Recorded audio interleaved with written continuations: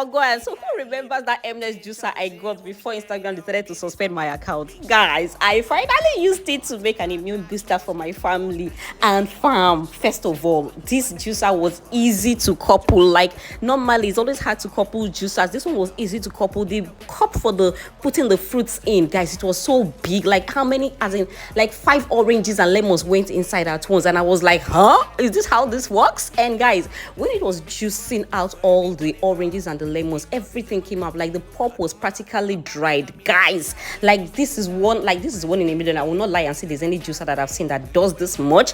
And it was easy to, you know, when you finish using juicers, you always think about how am I going to wash it. This was easy to wash. Like Precious can give a review about this juicer. Guys, what do you think?